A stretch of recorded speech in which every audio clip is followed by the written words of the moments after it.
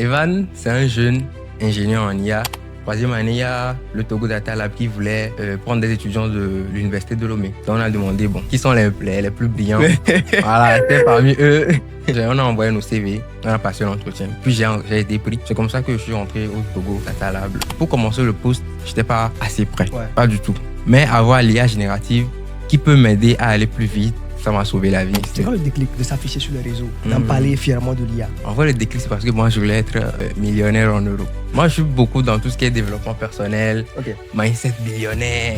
En quoi est-ce que tu penses que la création de contenu peut te permettre d'être millionnaire? Peut-être mes camarades qui vont voir la vidéo, ils vont se dire « Ah, non, gars, je suis coulé. » Il y a un monsieur qui a pris mon numéro sur le LinkedIn. Il m'a appelé. Il voulait une formation en IA. Devine combien je l'ai facturé? 200 €. Wow. Oui, pour un jeune en troisième année qui parlait juste d'IA, ChatGPT, les trucs basiques. Aujourd'hui, tu peux faire une vidéo, 1000 personnes peuvent la voir. Imagine, chacun d'eux te donne 1000 francs. Ça fait 1 million de francs CFA. Une des leçons que j'ai apprises en Inde, l'anglais, c'est super sérieux. Ça m'a empêché de réseauter. Donc, prenez l'anglais au sérieux. C'est très important. Des fois, l'anglais ne va pas vous empêcher d'avoir une opportunité. Vous allez y aller, mais ça va vous honner. Donc, prenez l'anglais au sérieux. Bonjour à toutes et à tous. Aujourd'hui, je reçois dans le 4e épisode de Derrière le métier, l'IA s'est creusée. Que dis-je? Je reçois un jeune très passionné, très talentueux, mais aussi très posé. Il est jeune. Et si vous êtes sur LinkedIn ou sur Facebook, vous l'avez sûrement vu à travers ses contenus. Il parle de l'IA et de comment simplifier l'IA le plus facilement possible. Je l'ai remarqué et je me suis dit, c'est le genre de profil qu'il me faut. Voilà pourquoi je suis avec lui. Qui est mon invité de ce jour? On va le découvrir juste après ceci.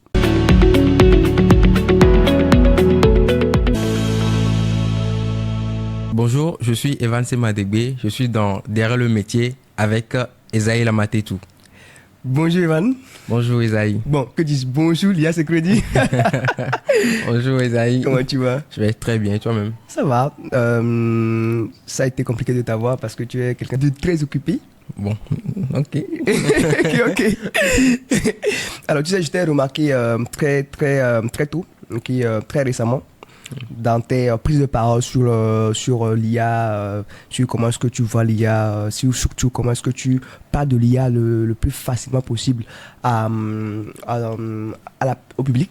Et je me suis dit, bon voilà, ça c'est un profil qu'il me faut dans mon podcast. Donc voilà pourquoi je t'ai invité. Je tiens déjà à te dire merci. Merci beaucoup d'avoir accepté mon invitation. Malgré ton timing très chargé, je sais. Merci à toi de m'avoir invité. C'est vrai qu'on a eu du mal à se voir, à se capter. Bon, voilà, on est là et on va délivrer de la valeur aux gens. Clairement, je confirme. Alors, qui est Evan? Evan, c'est un jeune ingénieur en IA, créateur de contenu en IA, comme tu l'as dit tout de suite. Je crée du contenu, j'essaie de vulgariser l'IA pour tout le monde. J'ai un petit credo, c'est un peu comme on dit la démocratie du peuple, voilà, l'IA du peuple, par le peuple et pour le peuple. Donc voilà. Alors tu as dit que tu es ingénieur, c'est le cas là-bas, tu as une licence en sciences de l'IA, c'est ça? Oui, c'est ça. Je me suis lancé dans un cycle ingénieur en IA et Big Data à l'université de Lomé. Bon, je me suis arrêté pour l'instant à la licence. J'ai répondu à l'appel de l'IA. Je vais continuer le reste après, donc c'est ça. Ah, donc ça veut dire que tu n'as pas encore un diplôme, tu es en train de faire la licence? Non, j'ai fini la licence. Tu as fait la licence. Mais c'est un cycle ingénieur. Il faut que je finisse pour avoir le diplôme d'ingénieur. Ok. Alors, quel a été le déclic pour toi? Pourquoi l'IA? Pourquoi est-ce que tu t'es intéressé? Tu pouvais t'intéresser peut-être au design, je sais pas moi, à la musique. J'ai appris que tu aimes beaucoup le rap. Ouais. Pourquoi l'IA? Au départ, c'était pas l'IA. C'était le génie civil. Je voulais devenir maçon. Ah ouais? Ouais, après le bac, comme tout jeune à Lomé, on ne sait pas trop ce qu'on va faire sur le campus et tout. Moi, au lycée, je voulais vraiment être génie civil. Mais bon, je me suis dit, qu'est-ce qui buzz actuellement? Je suis allé sur les réseaux sociaux, j'ai fait les recherches. J'ai vu génie civil, ok, j'ai vu plein de trucs informatiques et j'ai vu l'IA. C'était en 2020 comme ça. Wow. Les gens commençaient à parler d'IA, intelligence artificielle. L'arrivée de ChatGPT, ça à la base. Oui, voilà. Non, c'était plutôt 2022, pas 2020, bref. Ok. 2022. Et je me suis dit, ok, bon, les gens parlent d'IA. L'IA, c'est l'avenir. L'IA va faire de nouveaux millionnaires. Pourquoi ne pas me lancer dans l'IA? Donc, c'est comme ça que je suis allé pour m'inscrire en IA. J'ai passé le concours, j'ai réussi. C'est comme ça que ça a commencé, hein. Tout simplement. Donc à la base, c'était par curiosité. tu voulais découvrir ce métier-là. Tu n'avais pas vraiment des prérequis pour ça. Tu n'avais pas de passion, rien du tout. Je ne te dirais pas que on m'a acheté mon premier ordinateur à 2 ans. Je démontais les UC. Non, pas du tout. Moi, mon truc, c'était pas ça. Pas du tout. Moi, je divaguais un peu. Ouais. C'est pas des recherches, je suis tombé dessus. En vrai, j'étais aussi brillant. Ouais. J'avais les compétences mathématiques, j'ai fait la série C. Ok. Oui. Donc, je dis ok, let's go. Et c'est comme ça que je suis tombé dans le fleuve de l'IA, on va dire. J'ai été bercé dedans. Et dans ton parcours aujourd'hui, tu travailles à Data Lab. Oui, Togo Data Lab. Togo Data Lab. Comment est-ce que tu as eu cette opportunité de travailler là-bas? C'est passé comment? Ok. Le début de Togo Data Lab, il a été un peu particulier. Nous étions en 3e année. 3e année, il y a le Togo Data Lab qui voulait prendre des étudiants de l'université de Lomé. Donc on a demandé, bon, je vais un peu flex, qui sont les plus brillants. Voilà, j'étais parmi eux. Léger quand même. Voilà, léger. Et on a envoyé nos CV, on a passé l'entretien. Puis j'ai été pris. C'est comme ça que je suis rentré au Togo Data Lab. Il y a sans friction, quoi. Sans, on va dire, sans complexité ou rien du tout. Non, au calme. Et aujourd'hui, est-ce que quand tu analyses le parcours, d'abord tu occupes quel poste là-bas à Togo Data Lab? Data scientist. Ah ouais? Oui, data scientist. C'est comment data scientist à la base? Tu connais Natacha? Elle fait du contenu IA sur les réseaux sociaux. Oui. Elle est data scientist française. Oui. Elle a une définition. Data scientist, c'est quelqu'un qui rend la donnée utilisable. On a de la donnée. Donc l'idée, c'est maintenant comment est-ce qu'on peut utiliser des algorithmes, du machine learning, du deep learning pour prendre des décisions. Exemple, j'ai une superficie. J'ai de la donnée dessus. J'avais planté X nombre de semences. J'ai eu Y nombre de récoltes. Mathématiquement, on peut prendre ce X et ce Y là pour faire une équation, pour prédire. Si je mets A nombre de récoltes, je peux avoir combien de B nombre de récoltes. Wow. Donc c'est ça, tout simplement. On utilise de la data pour trouver des solutions aux problèmes du pays. Donc à la base, il faut vraiment être il faut avoir des compétences dans la science, dans les maths. Oui, effectivement, c'est très mathématique. C'est très mathématique comme boulot. Et franchement, même l'IA m'a sauvé vraiment la vie. Parce que à vrai dire, pour commencer le poste, je n'étais pas assez prêt. Ouais. Pas du tout. Mais avoir l'IA générative qui peut m'aider à aller plus vite, ça m'a sauvé la vie. Il y avait beaucoup de mathématiques, beaucoup de notions techniques. Mais bon, voilà. Alors, aujourd'hui, Evan, tu as eu l'opportunité de voyager. Ouais. Tu voyages souvent avec Data Lab. Ça veut dire que vous êtes bien là-bas. Tu étais en Inde? Oui, j'étais en Inde. C'était pourquoi? C'était pour l'India AI Impact Summit. Bon, l'Inde, ils ont organisé le plus grand sommet sur l'IA de 2026. L'idée, c'était de montrer que dans les pays du Sud, bon, les pays en voie de développement, bon, on va pas dire sous-développement, en voie de développement. Ok, si tu le veux. Eux aussi ont leur place dans l'IA, quoi. Donc c'est pour ça qu'ils ont organisé ça en Inde. Et voilà, je suis allé représenter avec la team, le Togo. Et tu étais la seule personne à représenter le Togo ou vous étiez nombreux? On était 6-8, hein, 6-8. À Togo Data Lab? Oui. Pourquoi le choix a été porté sur toi? C'était quoi le motif essentiellement? Il y avait un truc particulier ou c'était juste parce que tu étais data scientist? Oh, pas vraiment. Quand l'appel à candidature pour participer à l'India et à Impact est sorti, donc on a été nombreux Data Lab à postuler. Et après, nous tous on était sélectionnés. Certains n'ont pas postulé. Plein de gens n'ont pas postulé. C'était seulement les 8 d'entre nous qui avons postulé. Et comme on a été sélectionnés, on a fait partie du voyage, du cortège ministériel pour y aller. Attends, c'était tout frais payé, logé, hébergé, billet d'avion. Oui, tout. Ah, voyager gratuitement, c'est bien. C'est bien. En tout cas, avoir ton parcours, c'est un parcours très bien également. Et aujourd'hui, ton parcours demande vraiment qu'il faudrait pas peut-être être limité par le temps. Et aujourd'hui, malgré que tu n'avais pas des prérequis dans l'IA, aujourd'hui, tu arrives quand même à pouvoir t'imposer. Tu as vite maîtrisé ce domaine de l'IA là et tu en parles sur les réseaux aujourd'hui. Oui. C'est quoi le déclic de s'afficher sur les réseaux, d'en parler fièrement de l'IA? D'abord, ce que tu as dit, malgré mon jeune âge, tout ça, j'aimerais revenir dessus. Ok. C'est quelque chose qui est pertinent. Tu as quel âge déjà? J'ai 21 ans. Wow, je l'ai eu il y a quelques jours, ouais. Wow. malgré nos jeunes âges, des fois, nous avons un certain syndrome de l'imposteur. Et nos aînés ne nous facilitent pas la tâche. Je donne l'exemple de l'IA. L'IA, il se joue les gouttes. Ouais. Les trucs mathématiques. Voilà, quand ils veulent en parler, ils en parlent tellement d'une façon mystifiante que certains ne comprennent pas, que certains jeunes, ils se disent qu'on n'est pas légitime à en parler. Donc moi, je voudrais encourager beaucoup les jeunes à prendre la parole. C'est en se cassant les dents qu'on devient fort. Maintenant, je vais revenir sur la ta question. Ouais. Le déclic, ça a été quoi? En vrai, le déclic, c'est parce que moi, je voulais être millionnaire en euros. Franchement, Ah ouais? ça n'a rien à voir. Je vais te construire le parcours. Moi, je suis beaucoup dans tout ce qui est développement personnel, Ok. mindset millionnaire. J'étais en 3e année comme ça. 3e année, je sentais que j'avais du potentiel à moi. Ouais. Mais je voyais que j'étais toujours au stade 0. Il n'y avait pas ce déclic-là, il n'y avait pas ce truc-là. Parce qu'on nous avait dit que il faut faire 5 ans à l'école, il faut faire 3 ans à l'école. Désolé, mais tout ça, c'est du bullshit. Ouais. Même je sentais que je pouvais en faire plus. Ouais. Je lisais, tout ça. Et il y a un oncle qui m'a dit pourquoi ne pas te lancer sur les réseaux sociaux? D'ailleurs, je lui passe le coucou, c'est un peu ouais. mon mentor. Elle lui passe un coucou. Ouais. Ouais. Et j'ai réfléchi. Je me suis lancé. Lui, il J'ai était commencé. dans les réseaux? Non, pas du tout. Il n'est même pas sur les réseaux sociaux. Il m'a dit, je lui disais que je voulais faire de l'argent, je voulais passer à un autre niveau, je voulais faire quelque chose de différent. Il m'a dit, pourquoi tu ne tentes pas Internet? Il m'a donné l'exemple de Jojol, MKBHD Ouais. au State. Bon, j'ai réfléchi, j'ai pris du temps avant de me lancer, j'ai pris quelques mois. J'ai commencé avec une chaîne WhatsApp où je partageais des actus. tips. Voilà. Et aujourd'hui, la chaîne est à combien d'abonnés? Elle a près de 2000. Ah ouais, bravo. Ouais, merci. Et ensuite, j'ai enchaîné avec LinkedIn. Donc, en vrai, c'est comme ça que ça a commencé. Moi, je voulais du changement de ma vie. Je voulais gagner de l'argent.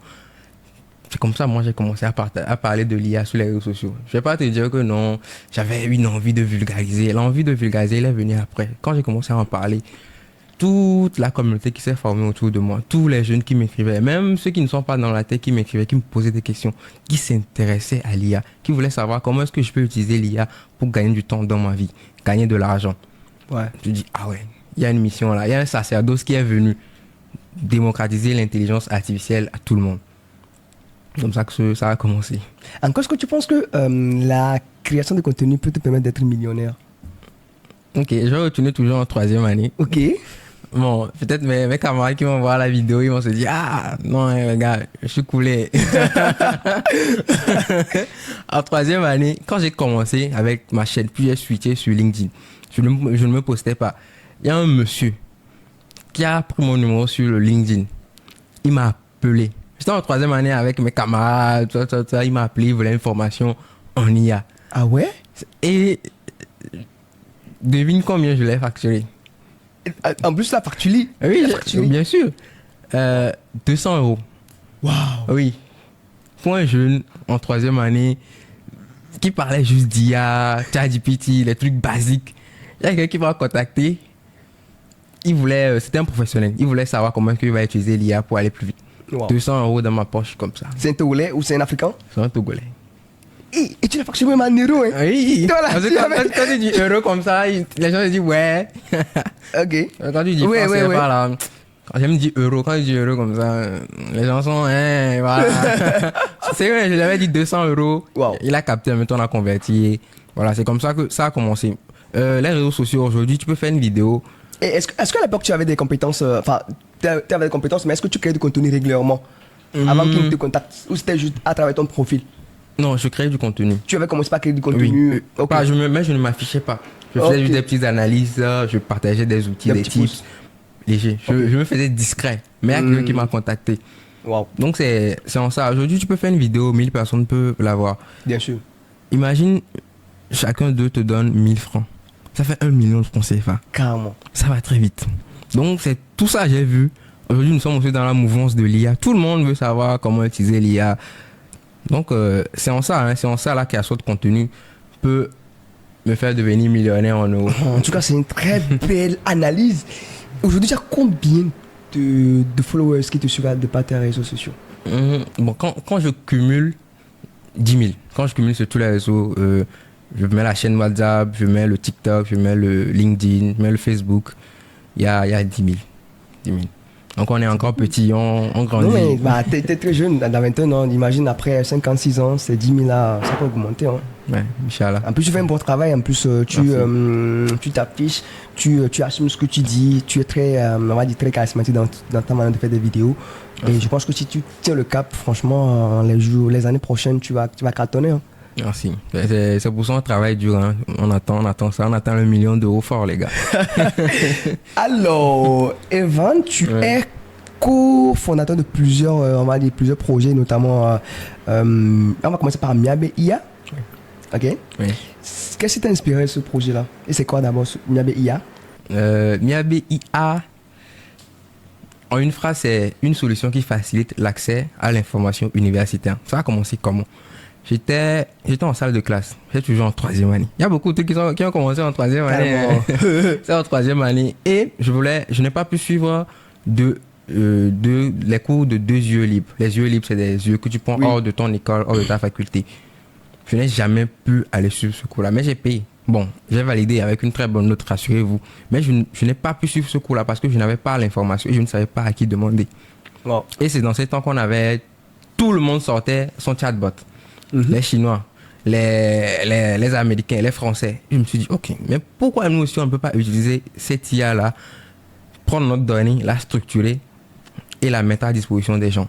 Donc c'est comme ça que l'idée est venue, de créer une IA pour que quelqu'un qui veut suivre une UE libre puisse demander ça se passe où, tel amphi c'est où. C'est comme ça que c'est venu. Et pour matérialiser ça, a pris plusieurs mois. J'ai matérialisé avec mon pote Eli Jean Douméan. Oh, on lui passe un coucou. Ouais, coucou Eli. Il était actuellement, lui il était en mobilité en France. Ah ouais, il vit en France. Oui, on était dans le même parcours, mais lui il est parti en mobilité. Et quand elle est rentrée, je lui ai expliqué l'idée. Et on s'est dit, let's go. Donc c'est comme ça qu'on a scrappé. Bon, scraper ça veut dire extraire de l'information sur Internet tout. Tout ce qui se passe sur l'université, les photos des amphis. On a utilisé l'IA et on a créé Miabe IA où même un étudiant qui se trouve à Djarpanga peut demander, ok, je veux passer le concours de l'ESSAD, de l'école polytechnique de Lomé, j'ai besoin de quel document, je me rends où? Où est le numéro de l'administration? Miabe IA lui répond facilement. Et on a une deuxième fonctionnalité qui est, on appelle les Miabe Ticha. Bon, on est sur les Miabe. Okay. Les Togolais avec les Miabe là. Ouais. Bon, on va changer de nom bientôt même. Bref, qui centralise tout ce qui est épreuve. Donc, on a trouvé une manière de numériser les épreuves de l'université, tout ça. Et tu cliques dessus et tu as une IA qui t'aide à traiter les épreuves. Wow. C'est ingénieux ça. Comment est-ce que vous avez réussi à collecter les données de tout ça pour pouvoir la mettre à la disposition des gens? Je sais pas si c'est légal, mais bon. On y va, c'est pas bien. Après, on coupe dans la vidéo, t'inquiète. Sur Internet, il y a beaucoup d'informations. Il y a énormément d'informations sur le site de l'Université de Lomé. Il y a tout ce qu'on peut savoir sur l'Université de Lomé. Mais c'est pas évident de parcourir 1000 pages. Ouais. Mais à une IA, tu peux juste poser la question. Donc, quand tu crées un code automatisé, il peut lire ces informations sur le site là. On extrait l'information, on la structure. C'est comme ça qu'on a eu l'info. Et pour avoir les photos des amphis, je passe le coucou à Parfait OK. Tu connais Parfait OK? Ok, bien sûr. On le passe un coucou qui est actuellement à Messakra. Ouais. Il a fait beaucoup de travail avec Miabe Campus. Miabe Campus, on peut avoir les photos des facultés. Donc, c'est ce que nous, on a fait. On a pris les photos sur Miabe Campus. On a structuré tout ça avec les descriptions, avec les noms. Et maintenant, si tu poses la question maintenant, où se trouve l'amphicédo, l'IA t'envoie la photo et te dit, ah, voici l'amphicédo, ça se trouve ici. Donc, c'est comme ça. On a collecté de l'information un peu partout. Wow. C'est intéressant. Et c'est un projet gratuit. Enfin, est-ce que vous avez quand même une idée de... Enfin, est-ce que vous rentabilisez les projets ou actuellement c'est à la phase gratuite? Oui, actuellement c'est gratuit. Miabe est totalement gratuit. Le petit sponsor, c'est miabe-ia.com. Oui, on mettra ça sûrement dans la bio. Super. C'est gratuit. Notre plan de monétisation, il est à 2 niveaux. Après, on veut faire de la publicité ciblée. Des marques peuvent payer pour avoir de la publicité sur le site. Sur le site, excuse-moi. Et faire des forfaits d'abonnement pour les étudiants s'ils veulent aller encore plus loin. On a des fonctionnalités qui arrivent pour permettre de matcher le profit des étudiants avec tout ce qui est emploi. C'est des trucs qui viennent et on va les rendre payants, quoi. Ça vous a pris combien de temps pour créer ça? Je vais dire 6 mois. 6 mois, mais pas à temps plein. Il était en stage. Ouais. J'étais en stage aussi. Donc, il y avait des mois creux. Voilà, 6 mois. Waouh. En tout cas, actuellement, le site c'est hébergé. À la fin de chaque période, vous payez quand même l'hébergement, tout ce qui est frais, maintenance et tout ça. Oui. Comment est-ce que vous arrivez à payer tout ça, ou c'est vos fonds propres que vous gérez ça? Non, c'est nos fonds propres. On supporte ça pour l'instant nous-mêmes. Pour la petite anecdote, même, le projet là m'a amené en Guinée. Je sais pas si j'étais en Guinée qu'on a créé et tout. Ah ouais? Tout frais payé par le PNUD. Coucou le PNUD si vous regardez la vidéo. Ah Donc, oui? oui, on a soumis le PNUD voulait faire un bootcamp régional avec plusieurs jeunes qui avaient des projets en IA. Donc on a soumis, on a été pris, on a passé 1 mois là-bas. Tu es avec Ellie ou tu étais seul? Non, moi j'étais seul. Ok. Il y avait d'autres jeunes qui étaient venus du Bénin, du Tchad, de la Mauritanie, Sénégal, du Bénin. Franchement, la jeunesse africaine est talentueuse. Ouais. C'est quand tu es dans ton petit pays, tu crois que tu fais quelque chose de grand. Mais quand tu sors, quand tu vois ce que les autres font, tu te dis, ah ouais, il y a du boulot, il y a du boulot, il y a du boulot. Si tu es en Inde, bon, ben, je divague. Anna, tu m'as dit tu parles anglais? Pas du tout. Pas du Tu es tout. sérieux? Pas du tout. En Inde, c'était galère. Hein. Oh, J'ai c'était vu une galère. vidéo où tu posais la question à un chauffeur. What do you say? Good good morning. morning, André. India. J'ai eu l'accent et j'ai crié, le gars là. Ah, c'est là-bas, j'ai bien parlé. Mais à part ça, good morning. Après, je ne parle pas. C'est une des leçons que j'ai apprises en Inde. L'anglais, c'est super sérieux. Ça m'a empêché de réseauter. Le beau monde qu'il y avait en Inde, tous les cracks de l'IA étaient là. Les big boss des grosses entreprises, ils étaient tous là. Tous là. J'ai pas pu réseauter efficacement parce que l'anglais m'a limité. Ouais, tu as dit ça dans un de tes posts également sur LinkedIn. Oui, ouais. Donc, prenez l'anglais au sérieux. C'est très important. Des fois, l'anglais ne va pas vous empêcher d'avoir une opportunité. Vous allez y aller, hein, mais ça va vous honir. Donc, prenez l'anglais au sérieux. C'est vrai, hein, c'est vrai. L'un des projets également que tu as piloté, c'est Seed AI. Oui. C'est quoi Seed AI? Ok. Seed AI, c'est l'entreprise. Bon, on n'est pas encore légalement enregistré, formalisé et tout. Mais il y a BIA enregistré? Non, pas du tout. Ok. On va enregistrer l'entreprise et à travers. Bon, bref. C'est avec Elie Jean toujours qu'on veut monter notre. Bon, c'est pas qu'on veut. On a déjà monté, on a la team, juste que c'est pas encore formalisé. Ok. Donc l'idée c'est de planter une graine technologique qui demain est appelée à être un très grand arbre de l'IA en Afrique. Bon. Il y a aussi Yvette. Tu sais pas si tu connais Yvette? Yvette Wangassi. Oui, Wangassi. Elle est avec nous. Oui, c'est une très belle développeuse. Hein. Elle fait un bon travail en tout cas. Très créative. Je l'apprécie. Oui, très créative. Je l'apprécie beaucoup. Yvette, coucou.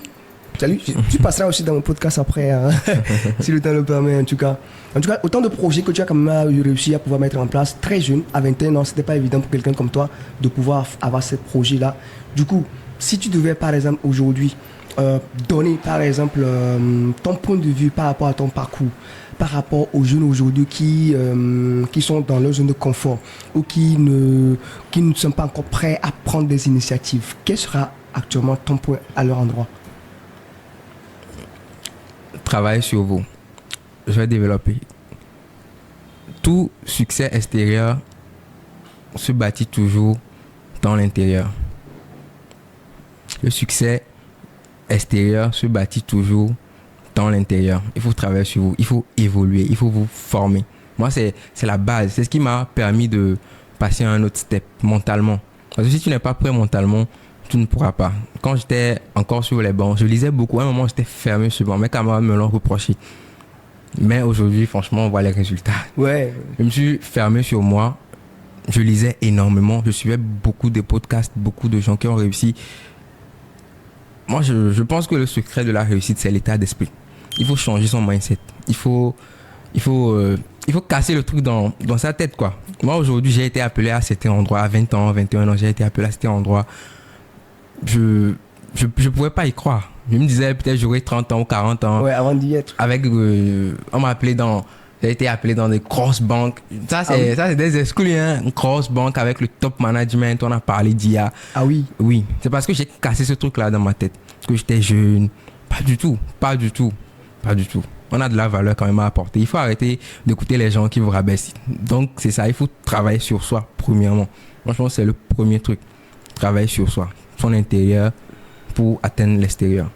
Donc, comment tu trouves que l'écosystème tech togolais, essentiellement, tu as la chance de voyager, tu as fait plusieurs pays, et tu sais de quoi, quand on parle de la tech, tu sais quand même de quoi il s'agit. Comment est-ce que tu vois quand même l'évolution de la tech au pays, essentiellement, personnellement?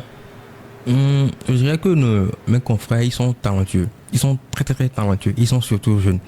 Exemple, moi, on est beaucoup jeunes. Mais j'ai remarqué qu'on n'avait pas ce truc-là. Comme je le disais toujours, il faut travailler de l'intérieur.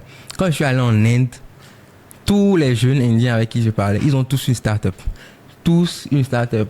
Ah ouais? I have a start-up on cyber security, on AI, on blockchain. Ils ont tous une start-up. Même si ça va flop, même si sûrement Ils ont toujours quoi? et 90% va flop, ils avaient tous une start-up.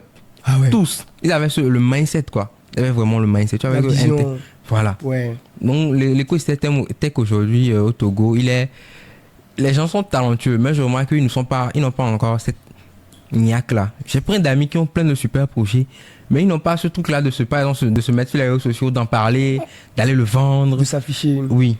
On n'a pas encore cette niaque. Pourquoi est-ce que c'est comme ça selon toi? Pourquoi c'est comme ça? Je dirais qu'on a, au Togo, on a cette culture de bon, je suis petit, je veux pas que les gens me voient. Je suis humble. Voilà, je suis humble. Je ne sais pas grand chose. Mais alors, quand tu vas au State, le gars, juste peut-être, il a codé un petit site, il te le vend comme si il a construit une fusée. Carrément. Comme je le dis toujours, c'est l'intérieur. Je me rappelle que c'est le mindset. C'est le mindset. En fait, je suivais un podcast avec Fils Abouté dans son podcast interview. Et où il y avait un de ses invités qui disait au fait que tu vois par exemple HSPL par exemple, il est venu en Afrique, il a fait des pays sans que même les gens ne le bloquent. C'est-à-dire que si c'était un Africain qui allait par exemple en France, tu es qui? Exactement. Tu es qui pour aller faire des tours dans les pays? Mais lui, il est venu, en fait, il a fait plus d'une vingtaine de pays quand il est venu dans son... Et puis, il était à l'aise. C'est là en fait que tu comprends en fait que tout est question de mindset, quoi. Tu vois? Quelqu'un qui a 45 ans, il peut être détourné par un jeune qui a 15 ans, juste parce que le jeune, en fait, le petit par exemple, il a un mindset, il vit, il réfléchit, il est courageux. C'est ça aujourd'hui. Et la plupart du temps, on va jamais cesser de le dire. Le mindset détermine ce que vous êtes.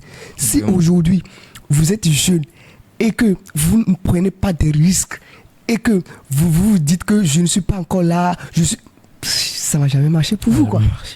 Ça va jamais marcher pour vous. J'ai menti? Non, c'est ça exactement. Quand, même en Guinée, franchement, voyager m'a beaucoup aidé, hein, même en Guinée. Quand j'ai rencontré des jeunes comme moi, qui avaient la même rage, la même envie de vaincre, la même envie de faire rayonner l'Afrique, parler, de résoudre des problèmes, c'est encore validé, c'est le mindset. Ces jeunes-là, ils n'ont rien. Ils n'ont Carrément, rien. Ils sont chez les parents. Voilà. Comme toi, quoi. Moi, mais c'est ça, en fait. Chez mes parents encore. Même chose, ils n'ont rien. Pas d'argent, le gouvernement, mais c'est le mindset. C'est la façon de voir les choses qui les propulse. Franchement, moi, en t'écoutant parler, j'ai vraiment envie de créer des projets pour booster les jeunes. Moi, je ne suis pas encore arrivé, hein. Je suis vraiment en train d'arriver. Mais comme tu l'as dit, il faut vraiment voyager, il faut vraiment découvrir des choses. Et voilà quoi. En tout cas, moi, je te souhaite beaucoup de chance, tu as beaucoup de chemin à parcourir. Merci. C'est quoi tes projets à venir? Projet à venir, c'est lancer valablement ma start-up avec Ejad. On a, bon, Ejad, voilà. Ok. On a plein d'autres projets dans l'agriculture, dans tout ce qui est langue locale, faire que l'IA parle nos langues locales. Bon, il y a déjà une start-up au Bandji. Bandji, Justin. Voilà, on profite pour lui faire un coucou. Il fait un bon travail. Voilà, on a plein de projets. Vraiment, c'est s'installer valablement en tant que start-up, devenir une référence au Togo, en Afrique de l'Ouest. Et personnellement, c'est amener plus de personnes à aimer l'IA à travers mon contenu sur les réseaux sociaux. Passer le cap des 10 000 abonnés sur TikTok. Voilà. Est-ce que tu penses qu'il est possible de réussir au Togo? Essentiellement. Sois honnête. C'est sûrement oui. Je vais prendre un exemple banal. Quand moi je suis dans la rue, je sors et je vois les grosses caisses qui sont au Togo. C'est des Togolais qui sont dedans. Hein? C'est des Togolais. On dit que le pays est dur. Le pays est dur. Franchement, le pays est dur. C'est quand même, je me suis lancé dans tout ce qui est entrepreneuriat. Je me suis rendu compte que, Togo, il est particulier. Mais c'est possible de réussir au Togo. Les gens réussissent. Les gens réussissent valablement. Et très bien même. Et ils s'en sortent. Ils s'en sortent. Tu es la preuve devant moi. Moi, je te voyais sur LinkedIn, avec tes émissions, le podcast, quand tu avais commencé, je voyais, il y avait tes contenus sur le marketing digital, l'IA. Pour moi, c'est réussir ça. Avec tes formations, comment est-ce que tu ramènes les jeunes autour de toi, tu crées des communautés, tu les formes. C'est une sorte de réussite. C'est réussir au Togo, c'est possible. Esaïe est la preuve. Il est riche. Ok, pardon, faut pas me vendre ici devant les abonnés. Bon, alors, quel est ton vrai kiff aujourd'hui? Je peux te dire l'IA. Un de mes kiffs, c'est l'IA. Franchement, l'IA, quand je fais de l'IA comme ça, je me dis, waouh, comment est-ce que ces grands mathématiciens, ils ont pu faire parler un ordinateur, lui faire écrire du test, lui faire raisonner en griffe, le faire agir. Pour moi, c'est mon kiff. Hein. Franchement, je n'ai pas le temps d'aller jouer au foot, ça. Pas le temps. Donc, moi, je fais que de l'IA. Mon vrai kiff, franchement, c'est l'IA. Comme vous voyez, c'est l'IA. Merci beaucoup, Evan. Merci beaucoup d'avoir accepté mon invitation.